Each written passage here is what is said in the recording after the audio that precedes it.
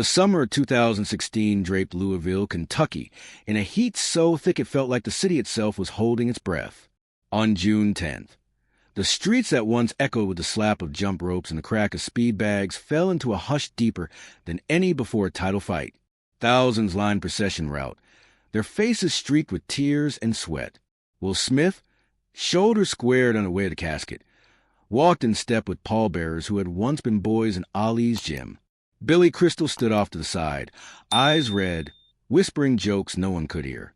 The world watched on screens from Tokyo to Timbuktu as Muhammad Ali, the people's champion, the poet with gloves, the man who turned boxing into ballet and defiance into prayer, was carried home. He had chosen Cave Hill Cemetery long before Parkinson stole his voice. Not for grandeur, not for marble palaces or golden gates, just a quiet slope beneath ancient oaks, with the same red clay that once soaked up the sweat of a skinny kid named Cassius Clay, could cradle him forever. The headstone was simplicity itself. Ali, one word, no titles, no crowns, no need for explanation. The name had shook the world for half a century. It needed no embellishment. The burial was swift, dignified, Islamic in every detail. A white shroud, prayers in Arabic, no eulogy inside the tent. Only the soft rustle of leaves and the distant murmur of a city saying goodbye. When the earth closed over him, the silence felt final. The greatest had taken his rest. For 9 years, Cave Hill became a place of pilgrimage. Dawn would find an elderly man in a faded, rumble in the jungle T-shirt kneeling at the stone, tracing the letters with trembling fingers. Midday brought school groups, teachers whispering about courage and conviction. Dusk painted the scene in gold. A young woman leaving a single red rose, a child pressing a crayon drawing of a butterfly against the marble. The grave stayed pristine. The grass grew thick and green. The champion slept.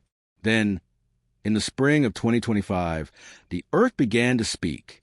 It started with a groundskeeper named Marcus, a quiet man who had tended Cave Hill for 30 years. He noticed the soil around Ali's plot had settled wrong. Too smooth, too symmetrical, like a scar healing in reverse. He mentioned it to his supervisor, who shrugged it off as seasonal shift. A week later, Marcus returned with a tape measure. The pathway stones had lifted, not cracked, lifted, in a perfect ring around the grave. He took photos. No one believed him until the photos spread. By May, the cracks were undeniable. Hairline fractures spiderwebbed outward in spirals, so precise they looked drawn by a compass. They began at the headstone and radiated like ripples from a stone dropped in still water. Engineers arrived with equipment that hummed like angry bees. Ground-penetrating radar painted a picture no one wanted to see, movement beneath the slab. Slow, steady, relentless, confined to a radius of exactly 6 feet. The dimensions of Ali's vault. Seismographs registered nothing. No earthquakes in Kentucky. No sinkholes. No construction nearby. Yet the tomb breathed. The marble slab, 3,000 pounds of solid granite, developed fissures that wept dust like tears.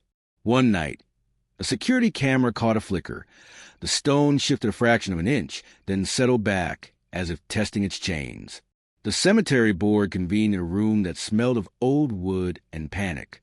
Structural reports stacked like indictments. The conclusion was unanimous. Open the tomb.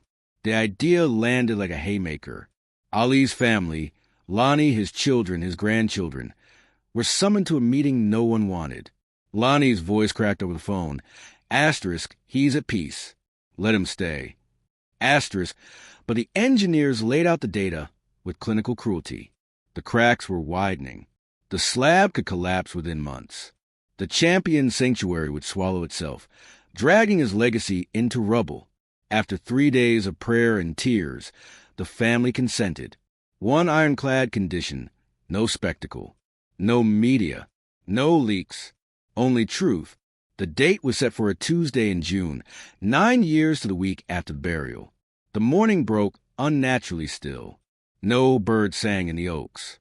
The air hung heavy, thick with the scent of cut grass and ozone. A perimeter was drawn at dawn, orange tape fluttering like warning flags. Only 12 people were allowed inside. 4 engineers, 3 forensic pathologists, 2 cemetery officials, Lonnie, and Ali's eldest son, Mohammed Jr. The rest of the world waited beyond the gates, unaware. Hydraulic lifts groaned like old men. The marble slab rose inch by inch, cables straining. Dust exploded into sunlight, a gray cloud that caught the light like smoke from a knockout punch. Then came the gust, a blade of cold air that sliced through the heat, carrying the faint metallic tang of blood and electricity. The men staggered back. Tombs don't exhale. The burial vault had shifted, 3 inches off level, tilted toward the east, the direction of Mecca. The casket, custom-sealed, hermetic, built to withstand centuries, sat crooked, as if pushed by invisible hands. The lid was pried open with tools that suddenly felt like toys. High-powered LED beams pierced the dark. And there he was, Muhammad Ali, 9 years underground. His face recognizable. The high cheekbones that had stared down Foreman in Zaire. The lips curled in that devilish half-grin, the one that taunted the world into loving him. Skin leathery but intact, stretched over muscle that refused to surrender. Hair still dark at the temples. Nails grown long, curled like a fighter's guard. Fists clenched, knuckles raised as if waiting for the bell. The lead pathologist, Dr. Elena Ramirez, dropped to her knees. Her clipboard clattered to the stone. "This isn't possible," she whispered. Embalming explained the first year. Limestone soil slowed decay. But 9 years? This was suspension. Time had paused the moment Ali hit the canvas of eternity. His Parkinson's tremors were gone. The hands that once shook now lay steady, ready. But the true abomination pulsed against his chest. A black crystalline mass, fused the shroud like a second heart, hard as obsidian, veined with gold, warm to the touch, the size of a clenched fist, growing, spreading, bonded to his sternum where the greatest engine of what had once thundered. It pulsed, faint, rhythmic, defiant, in perfect 3/4 time, the rhythm of a boxer's footwork. Dr. Ramirez reached out with gloved fingers. The crystal hummed, a low vibration that traveled up her arm and settled in her teeth. She pulled back as if burned. "It's alive." Samples were carved with diamond blades under portable clean room tents.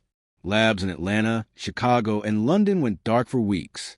The verdict came in fragments, each more impossible than the last.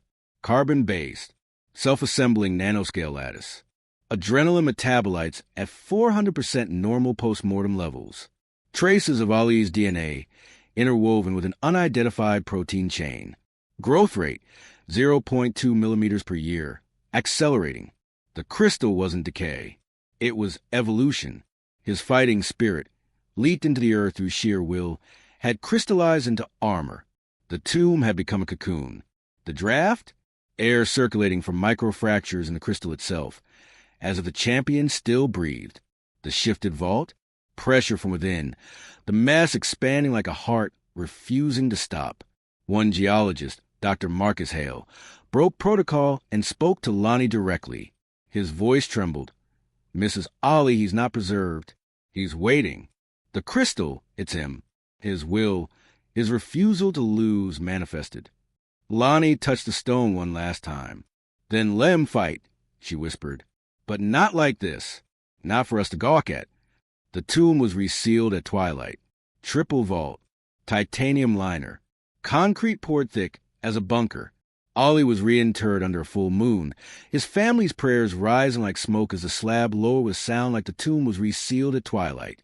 Triple vault, titanium liner, concrete poured thick as a bunker. Ali was reinterred under a full moon, his family's prayers rising like smoke as the slab lowered with sound like finality. Cave Hill vowed silence. Never again. But the cracks vanished by morning.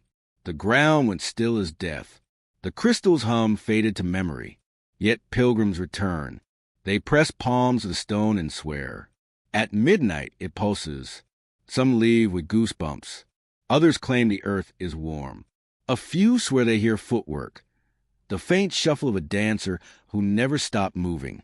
Ali once said, "Don't count the days, make the days count." 9 years after the final bell, the greatest is still in the ring, his body suspended in glory. His legacy crystallized forever. His tomb not an end, but a beginning. The champion refuses to stay down. Like if Ali's final fight gave you chills. Share with the soul who still hears the bell. Subscribe plus bell for legends who defy the grave. Next week, the icon who predicted their death and left a message from the other side. This is Tales of the Famous. Some fighters never leave the ring.